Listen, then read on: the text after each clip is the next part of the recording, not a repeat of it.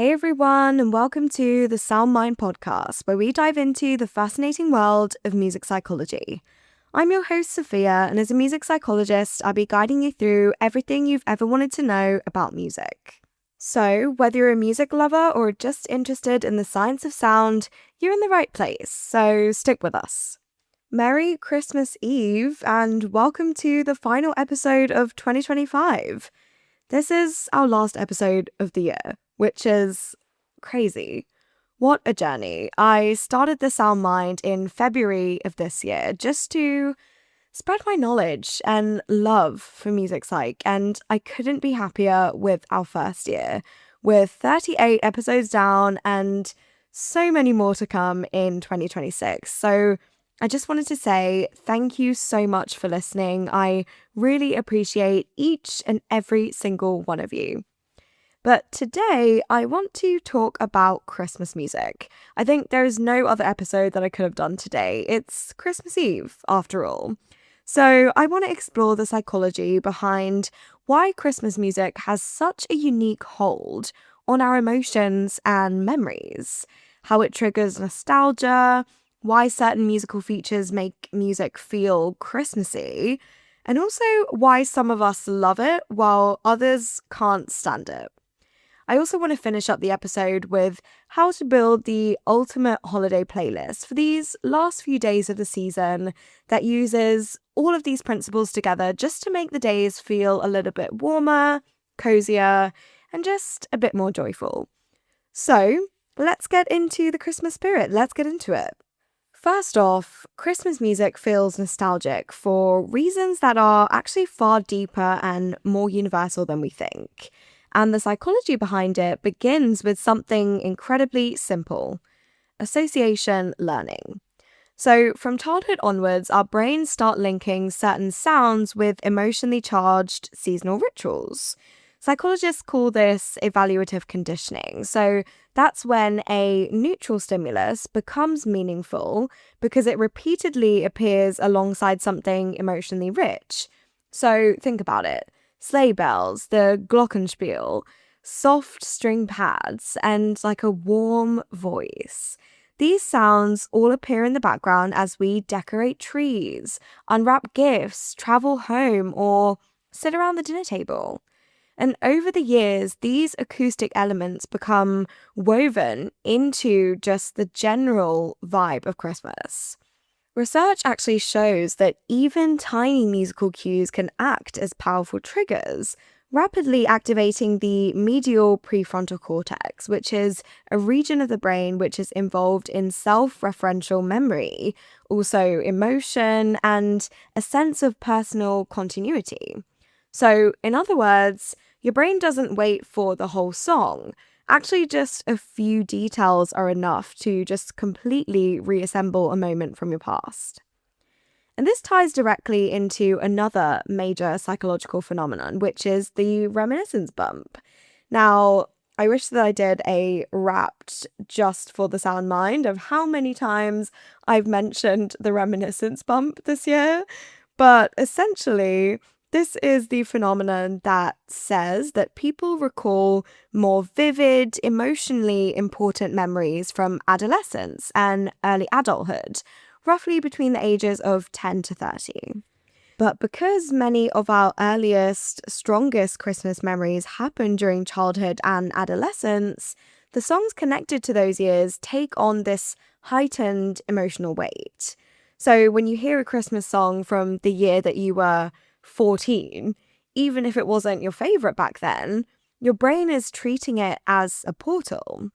And neuroimaging research actually confirms this as well. So familiar music from formative years activates not just memory regions, but also the brain's default mode network, which is involved in autobiographical thinking, imagination, and identity.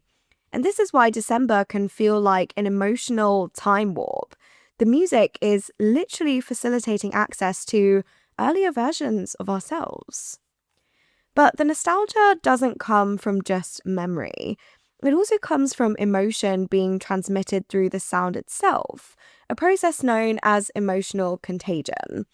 This is one of the core mechanisms identified in an influential model in music psychology called Breck-Wemer. Again, how many times I've mentioned this in our episodes this year, I would love to know.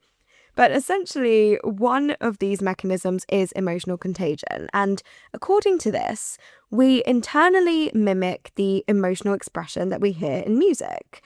So these kind of slow, warm harmonies that we hear at Christmas time, so like the close vocal blends that we hear in Christmas carols, they trigger these internal simulations of calmness, safety, and connection.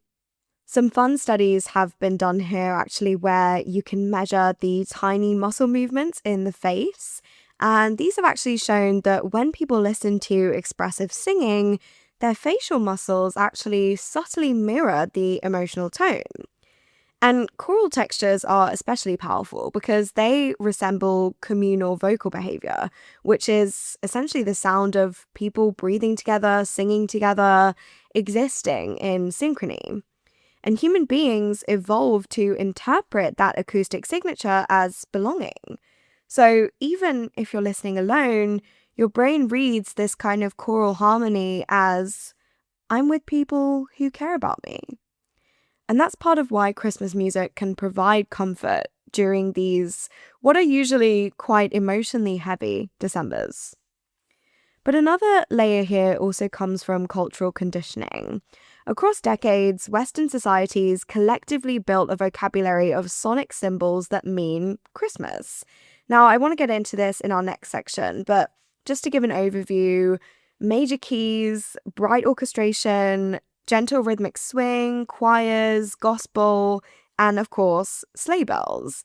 These have become standardized through films, adverts, department stores, and popular music from like the 1940s onwards. It started with songs like White Christmas, which combined wartime longing with this lush orchestration. And it essentially codified this modern festive sound. And cultural learning studies also show that repeated exposure to a consistent musical schema actually creates rapid recognition. We don't need to think, this sounds Christmassy. We just feel it automatically.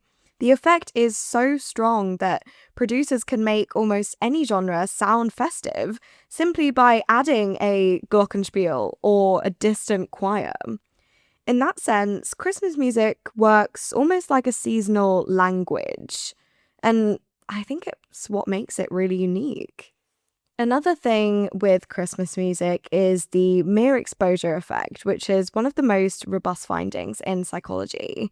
So, Robert Zionk's classic research showed that repeated exposure to a stimulus increases our liking for it because it becomes easier for the brain to process. So, thinking about Christmas music in this sense, this benefits from this more than any other genre, I would say, because it's essentially ritualized repetition. We hear the same songs every year in the same contexts, sometimes even with the same people. And this element of predictability creates this sense of stability. Studies have actually shown that familiar music lowers the brain's cognitive load and leads to a greater activation in reward pathways, which is why hearing the first few bars of a familiar Christmas song can just feel like this warm release. Of course, the mere exposure effect does also have a peak. So once songs are overplayed, liking drops, which actually explains why some people experience this holiday music burnout by late December. But for many of us, familiarity doesn't dull the magic. It heightens the sense of seasonal rhythm and continuity, which is exactly why we get away with playing the same Christmas songs on repeat every single year. And for the most part, we don't get bored of them. Actually, I would say it's the opposite. Like when a new Christmas song comes out, I think it never does as well as the old classics. And I think this is to do with all of these aspects of familiarity, nostalgia, exposure. It all really comes into play. So when you put all of these mechanisms together, you get something incredibly potent. Christmas music doesn't just remind us of the past, it literally reconstructs it. And understanding the psychology behind that doesn't make it any less magical. In fact, I think it gives you more intentionality. You can choose songs that comfort you, ground you, energize you, or just help you feel connected, especially in a season where I think people really need that emotional anchoring the most. So now let's get into, in a little bit more detail, why Christmas songs sound Christmassy and what are the elements that contribute to that. So when you really break down why Christmas songs sound Christmassy, it becomes clear that it's not just the lyrics, it's the production, orchestration, and musical cues that have become culturally wired into our brains. So, like I mentioned, one of the most defining features of Christmas music is, of course, the use of sleigh bells, the glockenspiel, and these shimmering chimes that we're so used to hearing. These instruments sit right at the top of the frequency spectrum, adding this sparkling, frosty texture that our brains instantly associate with winter and festivity. In fact, studies on associative auditory learning show that high-frequency percussive sounds in particular are really good at cueing these semantic categories, meaning that we learn to link them with specific concepts like snow, magic, childhood, and celebration. It's why producers joke that you can add sleigh bells to almost anything, from ballads to trap beats, and it will suddenly just feel festive. The association is that strong. Another reason that Christmas songs are so recognizable is their harmonic language. So many iconic tracks lean on this classic 1950s and 60s chord progressions, like the 1-6-4-5 pattern, which dominated doo-wop and early pop. Now, these progressions are simple, circular, and comforting, qualities that research in music psychology has shown to evoke these feelings of familiarity and safety due to their kind of high predictability. And when you pair this with major keys, that enhances that warmth even further. Major keys, with their stable intervals and bright resolutions, naturally signal positivity and uplift. And studies have shown that listeners consistently interpret major harmonies as joyful, especially when supported by smooth, consonant voicings, which is the exact recipe of most holiday standards. But Christmas music also leans heavily on texture as well. So choral arrangements, whether they're like a full choir or just multi-tracked vocals from a pop singer, they tap into something deeply social. Now, group singing has been shown to increase feelings of connectedness through endorphin release. So when we hear multiple voices blending in warm, close harmonies, our brain registers community, belonging, and shared ritual. Even these contemporary pop Christmas tracks sneak in these kind of choral pads or stacked harmonies to really give that feeling of people gathered together. All of these elements together create a sonic world that feels distinctly festive.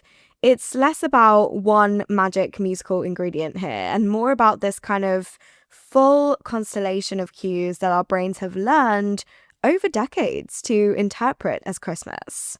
And what's fascinating is that this wiring isn't just cultural as well, it's also emotional and social.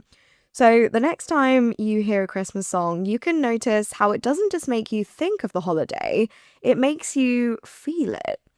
I actually touched on this in an episode a couple of weeks back on shopping behaviors and how Christmas music is played in stores at this time of year, not just because, of course, it's the festive season, but also because Christmas music just has this deep impact on our feelings of nostalgia, giving, and that means that it's able to actually change the way that we spend at this time of the year as well, because, I mean, it is the season of giving, right? And marketers definitely tap into that. I mean, everywhere you look at this time of year, it's really hard to escape the concept of buying things. So yeah, if you're interested in that, go ahead and check that episode out.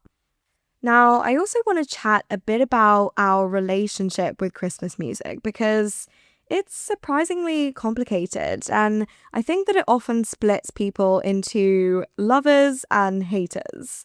For many, the appeal lies in its emotional warmth, the comforting predictability, and the sense of structure that it provides kind of year on year. And I would say that our reactions vary wildly, in part because this music hits us during a time of year when our emotional bandwidth is already quite stretched. For those who love it, Christmas music really serves as a kind of reassurance. Psychologists talk about the power of temporal landmarks, moments in the year that help us mark time and create a sense of continuity. And Christmas and Christmas music is one of the strongest of these.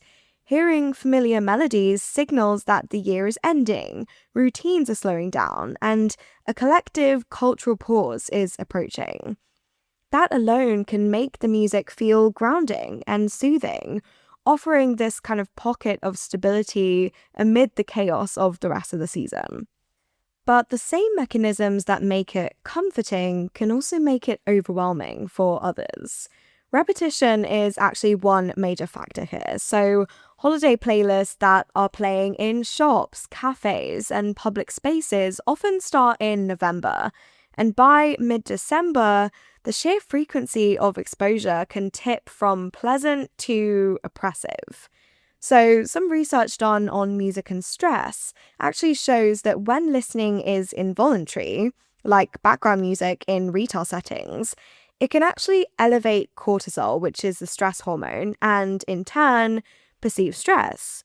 And if someone already associates the holidays with pressure, like crowds, finances, travel, even like complicated family dynamics, those same songs can actually become triggers, surfacing emotional heaviness instead of joy. And because Christmas music is so tightly linked to emotionally loaded rituals, negative memories can become just as strongly encoded as positive ones. Songs tied to personal stresses or grief can activate the same brain regions as happy memories, producing a strong, sometimes unwelcome emotional response. Personality and emotional sensitivity can also shape our reactions as well. So, people higher in openness to experience or musical curiosity tend to tolerate repeated seasonal playlists better, while those with higher sensory sensitivity or actually scoring more highly on neuroticism often find the music overstimulating, especially in crowded, noisy environments. And this is where the mere exposure effect that I mentioned earlier and the inverted U relationship come in. So, once again, the mere exposure effect, which was first identified by Robert Zionk, suggests that the more that we hear a stimulus, the more we tend to like it. But that's up to a certain point. And that's why songs that initially felt cheesy, like All I Want for Christmas Is You, can eventually feel comforting simply because we've encountered them repeatedly over the years. But the inverted U model, which is a staple of music preference research, shows that liking increases with familiarity only up until an optimal point, after which too much repetition can produce annoyance, boredom, or even emotional fatigue. Christmas music is a perfect example of this, I think. It's compressing a year's worth of exposure into just a few tight weeks, and that means that it's very easy to cross that threshold. Emotional overload is another factor here. The holidays are already a high-pressure season, and music that signals celebration and togetherness can unintentionally intensify stress. Studies show that feeling obliged to perform happiness, so at work, with family, or in social settings, can actually make festive cues feel demanding rather than uplifting. And particularly for people who are navigating grief or loss, Christmas music can amplify the sense of absence or longing. And actually, music psych research demonstrates that emotionally symbolic songs, especially those tied to rituals, can heighten feelings of melancholy when personal circumstances don't really match up to cultural expectations. So it is a highly complex topic that I think isn't always treated with the emotional sensitivity that it should be. I think there's this cultural expectation that we should all love Christmas music and love to sing along, but oftentimes the dynamic can be a lot more confusing and complicated under the surface, and we might not even understand our own feelings. So, whether someone loves or hates Christmas music often comes down to a combination of factors: where they fall on the exposure curve, how meaningful or stressful their holiday memories are, their personality and sensitivity, and also how emotionally charged the season feels to them. The same song that feels like a warm hug to one person can actually feel like a pressure cooker to someone else, and both responses are entirely valid. Christmas music doesn't just soundtrack the season, it also reflects back our emotional landscape, revealing how we perceive, process, and respond to the rhythms of memory, culture, and expectation. So, whether Christmas music feels like a warm hug or an emotional pressure cooker to you, one thing is clear. We can use what we know about memory, emotion, and exposure to shape our experience. Rather than letting the season soundtrack overwhelm or stress us out, we can curate it intentionally by choosing songs that soothe, energize, and connect us. And that's where building a Christmas playlist becomes more than just picking favorites. It actually becomes a tool for guiding your emotions through the holiday season, creating comfort, joy, and even a little bit of novelty along the way. So, I want to give you some psychology-backed tips to build the perfect Christmas playlist. So, building the perfect Christmas playlist is more than just picking the songs that you like. It's about crafting an emotional journey that works with how your brain responds to music, memory, and mood. So, step one is to anchor with nostalgia. I would suggest starting your playlist with 2 or 3 songs that are personally meaningful from your childhood or maybe your cultural background. So these could be carols that you remember from school concerts, pop hits that marked past holidays, or songs that your family always played at home, maybe while decorating the tree. We call this autobiographical memory activation. So this is when familiar songs instantly prime emotional memory, making your brain feel grounded, safe, and warm. So to find these tracks, think back to the moments that felt most Christmassy to you as a child. Were there specific songs that marked opening presents, baking cookies, or watching holiday films? Even a short snippet of a familiar song can transport you back to that time. If you're struggling to remember, browse old family playlists, ask relatives what they loved, or just explore classic holiday albums from your childhood era that can maybe help jog your memory a little bit. And also, I would really encourage just overall talking to family members and getting their perspective on this as well.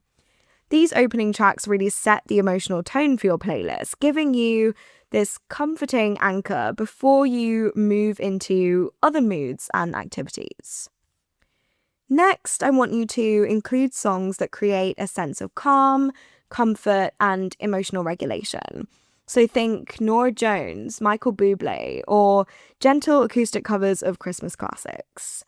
Research has shown that songs with slow to moderate tempo, major keys, of course, and soft instrumentation reliably evoke positive emotions and reduce stress. These tracks act almost like a musical hug. They help to lower tension and provide a moment of pause amid the kind of busyness of the season. To choose them, look for songs that feel soothing rather than high energy. So you want music that encourages relaxation and a sense of safety. So acoustic covers, jazzy interpretations, or softer renditions of popular carols are ideal, as they often feel familiar without being overwhelming. These tracks form the emotional buffer of your playlist, helping you to manage the sensory and emotional load of the holidays before moving into more active or ritual-based songs. So step 3 is to mix in these ritual songs, tracks that are tied to specific holiday activities like decorating, cooking, traveling, or gift wrapping. So, research on contextual memory in music shows that when a song is consistently paired with a particular activity, it strengthens the association in your brain, making the activity itself feel smoother, more automatic, and emotionally satisfying. This is why certain songs can instantly put you in tree decorating mode or make wrapping presents feel easier and more fun. So, to find these ritual songs, start by thinking about your personal holiday routines. Are there songs that you've always played while baking cookies, singing along to in the car on the way to see relatives, or even just using in the background while wrapping gifts? Even small habits count, so the jingles or carols that you've come to associate with certain tasks, they can become anchors in your playlist as well. If you're looking to expand, once again, try asking friends or family what songs they associate with their own holiday routines. I find that often sharing these discoveries can help inspire your own playlist. Streaming platforms can also help too, so try looking in curated playlists titled for specific activities like holiday baking or Christmas road trip, and then pick the tracks that feel personally meaningful.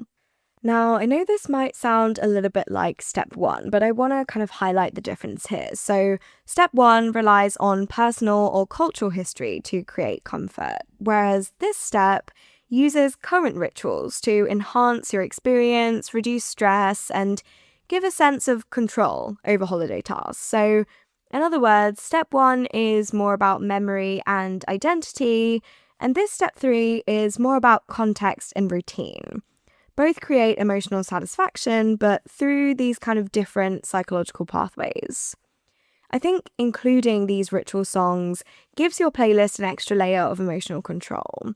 By connecting music to specific tasks, you create this predictability in a season that otherwise can feel pretty hectic, helping to reduce stress and subtly guide your mood. The songs actually help transform routine actions into comforting, familiar rituals that actually carry their own little emotional payoff, which is quite nice. Now, to keep your playlist fresh and also prevent fatigue that we've spoken about throughout this episode, I want you to include one or two songs that are new or unexpected. So think recent release, a quirky cover, or a reinterpretation of a classic. So, as we spoke about, repeated songs increase comfort and enjoyment, but too much repetition can become irritating.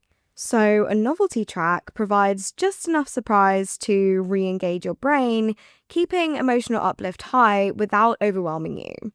So, to find these picks, I encourage you to look at holiday releases from maybe this year, previous years.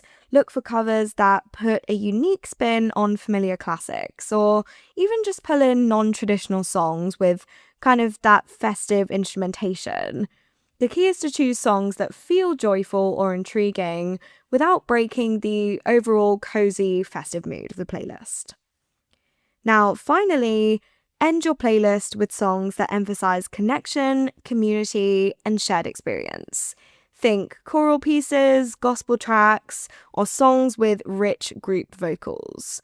So I mentioned the research that shows that listening to layered or communal vocal textures increases these feelings of belonging, social connectedness, and even empathy, even if you're listening alone. So these tracks really help to create a sense of emotional closure, reminding your brain of the social heart of the holidays.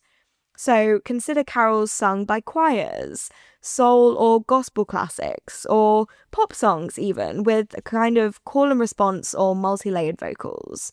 Closing with these pieces really reinforces a feeling of togetherness, leaving you emotionally lifted and connected as your playlist comes to an end. And those are my tips for building the perfect holiday playlist. When you follow this framework, your Christmas playlist becomes more than just background music. It's really becoming this carefully crafted emotional journey. So it gently guides you from the warmth of nostalgia through comfort and familiar routines into these moments of delightful novelty and finally towards the sense of togetherness that I think makes the season feel truly meaningful. The psychology behind it offers a way to shape your emotional experience, reduce stress, and enhance connection from the very first song to the last. I think, honestly, your playlist doesn't just play music in general. I think playlists are there to support your mood, your memories, and overall your sense of belonging. And I think that's more important than ever during the holiday season. So here's to a cozy December and a soundtrack that feels like home. So, there you have it, our last episode of 2025. This has been the first year of the Sound Mind, and I just want to say that whether you've been here since episode 1 or just joined us this week, thank you. Thank you, thank you, thank you. Thank you for listening, sharing, and just being here with me. I'm so excited for 2026. The main thing I want to do is bring on some guests to give us some fresh perspectives, so I'm really looking forward to kicking that off.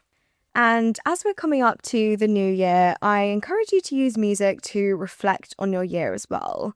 Last episode, we spoke about Spotify Wrapped, but just pick out your top songs from the year and reflect. Maybe do a bit of journaling on what those songs reflected for you and the narrative that they took you through. What moments in your 2025 story do those songs represent? It's honestly a great way to wrap up the year and also set the tone up for a fresh one. So I really encourage you to do that activity before the end of the year. But that is all I have for you for this episode for 2025. If you've enjoyed this episode, please rate or review on wherever you're listening and share it with someone who loves music just as much as you do, or may just find it interesting. Don't forget to follow us and turn on notifications so you never miss an episode. Also, come and say hi over on Instagram and on Threads at the Soundmind Talks. I'll still be active over the holiday season, so it would be great to stay engaged with you all. But otherwise, I'll see you in January. Until then, keep listening, keep reflecting, and I'll see you in 2026 on the Soundmind.